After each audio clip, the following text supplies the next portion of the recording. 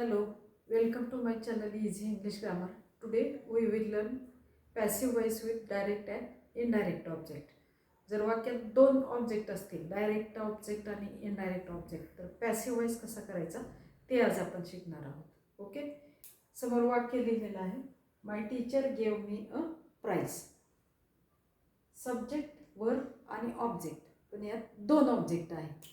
Object आपण वाक्यातलं कसं ओळखतो, तर क्रियापदाला प्रश्न विचारतो, व्हॉट, होम, आणि ऑब्जेक्ट ओळखतो, गेव, दिले. काय तर अ प्राइस, हे काय झालं, डायरेक्ट ऑब्जेक्ट झालं. दुसरी एक पद्धत डायरेक्ट ऑब्जेक्ट ओळखण्याची, ज्याच्यामुळे ही देण्याची क्रिया झाली. गेव म्हणजे दिले, ही जी देण्याची क्रिया झाली ही कुणामुळे झाली, तर अ प्राइस. हे प्राइस नसतं तर ही क्रिया झाली नसती ना, म्हणून अ प्राइस हे काय आहे, डायरेक्ट ऑब्जेक्ट आहे. फॉर हुम, फॉर व्हॉट, कुणासाठी क्रिया झाली, तर मी. मग मी हा कोण आहे, इनडायरेक्ट ऑब्जेक्ट आहे. फॉर हुम, फॉर व्हॉट असा क्वेश्चन विचारला की तुम्हाला इनडायरेक्ट ऑब्जेक्ट मिळतं. इनडायरेक्ट ऑब्जेक्ट हे नेहमी डायरेक्ट ऑब्जेक्टच्या सोबतच असतं. अजून एक महत्त्वाची गोष्ट, जर तुम्ही इनडायरेक्ट ऑब्जेक्ट वाक्यातनं काढलं तरी वाक्य मिनिंगफुल म्हणजे अर्थपूर्ण राहतं. My teacher gave a prize, meaningful sentence आहे. पण जर तुम्ही इनडायरेक्ट ऑब्जेक्ट काढलं, डायरेक्ट ऑब्जेक्ट काढलं, माय टीचर गेव मी, तर वाक्य अर्थपूर्ण राहत नाही. समजलं, डायरेक्ट इनडायरेक्ट ऑब्जेक्ट कसं ओळखायचं. दोन्ही पद्धतीने वाक्य करता येतो पॅसिव्ह वॉइस, डायरेक्ट ऑब्जेक्ट आणि इनडायरेक्ट ऑब्जेक्ट. प्रथम डायरेक्ट ऑब्जेक्ट घेऊन आपण वाक्य करूया. डायरेक्ट ऑब्जेक्ट, ज्याच्यामुळे ही क्रिया घडली ते अ प्राइस, हे डायरेक्ट ऑब्जेक्ट. अ प्राइस ही डायरेक्ट ऑब्जेक्टने वाक्य, डायरेक्ट ऑब्जेक्टने जर वाक्य केलं तर हा त्याचा फॉर्म्युला आहे. अ प्राइस सिंपल पास्ट आहे म्हणून इथे singular number was. A price was क्रियापदाचं पास्ट पार्टिसिपल गिवन, इथं मात्र टू आणि नंतर मी. ओके, इथं टू वापरलं, इनडायरेक्ट ऑब्जेक्टच्या पूर्वी टू वापरलं. जेव्हा एक गोष्ट लक्षात ठेवायची, दोन ऑब्जेक्ट असतात वाक्यात, डायरेक्ट ऑब्जेक्ट जेव्हा सब्जेक्ट बनतो तेव्हा इनडायरेक्ट ऑब्जेक्टच्या पूर्वी टू किंवा फॉर या दोन प्रेपोजिशनपैकी एक प्रेपोजिशन वापरायचे. डायरेक्ट ऑब्जेक्टचा क्रियेशी असलेला संबंध दर्शविण्यासाठी टू किंवा फॉर ह्या दोन प्रेपोजिशन पैकी एक प्रेपोजिशन वापरायचे. कुठं वापरायचे, तर इनडायरेक्ट ऑब्जेक्टच्या पूर्वी वापरायचे, म्हणून इथं आपण टू वापरलं. ओके, मग टू कधी वापरतात, तर जनरली इथं क्रियापदं दिलीत बघा, give, offer, teach, show, tell, ask, send अशी क्रियापदं असेल तर टू वापरायचं. Okay, a prize was given to me, agent कोण आहे, बाय माय टीचर. कशाने जोडला एजंट, बायने, बाय माय टीचर. इनडायरेक्ट ऑब्जेक्टने वाक्य झालं. डायरेक्ट ऑब्जेक्टने झालं, इनडायरेक्ट ऑब्जेक्टने पण आपल्याला वाक्य करता येतं. इनडायरेक्ट ऑब्जेक्ट कोण आहे, मी. पण जेव्हा आपण मी हा ॲक्टिव्ह वॉइसमध्ये आहे, जेव्हा आपण पॅसिव्ह वॉइसमध्ये घेणार तेव्हा ऑब्जेक्टिव्ह केसची काय होणार, सब्जेक्ट केस होणार. ओके, मग मी ची सब्जेक्टिव्ह केस काय होणार, आय. सिंपल पास्ट टेन्स आहे म्हणून सिंग्युलर नंबर वॉज. ही कशाची रचना आहे, इनडायरेक्ट ऑब्जेक्ट. इनडायरेक्ट ऑब्जेक्ट घेतलं, टू बी स्वरूप घेतलं, क्रियापदाचं past participle given, I was given. Direct object काय आहे, a price, I was given a price.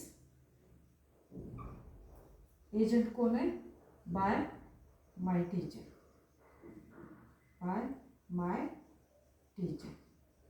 दोन्ही पद्धतीने वाक्य करता येतं.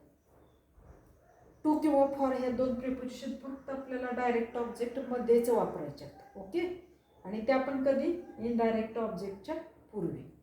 टू कधी वापरायचं ते सांगितलं. ह्या पद्धतीने वाक्य करायचं. डायरेक्ट ऑब्जेक्टने, इनडायरेक्ट ऑब्जेक्टने जशी सूचना असेल त्याप्रमाणे वाक्य करायचं. पण जर दोन्ही ऑप्शन आले परीक्षेत तर बरोबर कुठलं ऑप्शन, इनडायरेक्ट ऑब्जेक्टने बरोबर. का तर हे फॉर्मल सेंटेन्स आहे, डायरेक्ट ऑब्जेक्टचं जे वाक्य आहे हे इनफॉर्मल सेंटेन्स आहे. ओके, बरोबर ऑप्शन कुठला, इनडायरेक्ट ऑब्जेक्ट. जेव्हा दोन्हीही ऑप्शन येतात तेव्हा. My mother baked me a cake. Baked भाजण्याची क्रिया.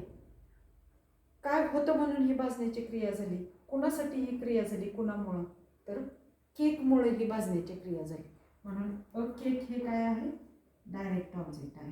अ केक. पास्ट टेन्स आहे, सिंपल पास्ट, सिंग्युलर नंबर आहे वॉज. Cake was. क्रियापदाचं पास्ट पार्टिसिपल काय आहे ना? Baked.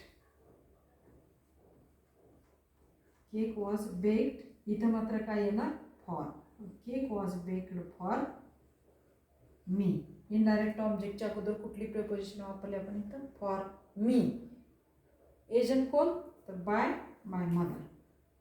Agent, doer, subject by my mother. इथं कुठली प्रिपोजिशन वापरली आपण? फॉर. डायरेक्ट ऑब्जेक्टने आपण वाक्याला सुरुवात केली ना, म्हणून इथं प्रिपोजिशन वापरली. कोणती? For. Generally buy, build, make, cook, paint, find, get, do, fetch, bake अशी क्रियापद असतील तर फॉर ही प्रिपोजिशन वापरायची. Okay. Direct object. Indirect object me. ज्याच्यासाठी ही क्रिया केली तो कोण? Me. Subjective case I. Simple past म्हणून वॉज. I was. क्रियापदाचं पास्ट पार्टिसिपल काय आहे ना? बेक्ड. बेक्ड नंतर काय आहे ना? Direct object a cake. Agent, doer कोण आहे? By my mother. My mother. Okay. Sunita didn't send her the package. Send करण्याची क्रिया घडली. कुणामुळं? तर द पॅकेज. हे झालं direct object. Direct object the package. The package. वाक्य कसलं आहे? निगेटिव्ह सेंटेन्स आहे. डिडंट कोणत्या टेन्स मधलं आहे? सिंपल पास्ट मधलं वाक्य आहे. म्हणून द पॅकेज इथं काय येणार? सिंपल पास्ट आहे म्हणून वॉज किंवा वेअर. हे सिंग्युलर नंबर आहे म्हणून वॉज येणार. आणि त्याच्याबरोबर नकार येणार, वॉज नॉट किंवा wasn't. The package wasn't. Was not लिहिलं तरी बरोबर आहे. The package wasn't. क्रियापदाचं पास्ट पार्टिसिपल सेंटचं काय येणार? सेंट. सेंट. इनडायरेक्ट ऑब्जेक्ट कोण आहे? हर. म्हणून त्याच्यापूर्वी to. Sent to her by कोण आहे? Subject, agent, doer, Sunita. Indirect ऑब्जेक्टने वाक्य करूया. इनडायरेक्ट ऑब्जेक्ट कोण आहे? हर. ऑब्जेक्टिव्ह केस आहे. पॅसिव्ह वॉइस करत असताना सब्जेक्टिव्ह केस काय आहे ना? तर सी. सिंपल प्रेझेंट आहे म्हणून वॉज. म्हणून सी वॉज. क्रियापदाचं काय येणार इथं? Past participle. वाक्य कसं होणार? इथं नकार आहे म्हणून सी वॉजंट. C wasn't. नकार का घेतला तर इथं वाक्यात काय आहे? नकार आहे म्हणून इथं आपण नकार घेतला. She wasn't sent. काय सेंड केलं नाही? इथं आता डायरेक्ट ऑब्जेक्ट येणार. The package. The package. She wasn't send the package. कोणी? बाय. सब्जेक्ट कोण आहे? सुनीता.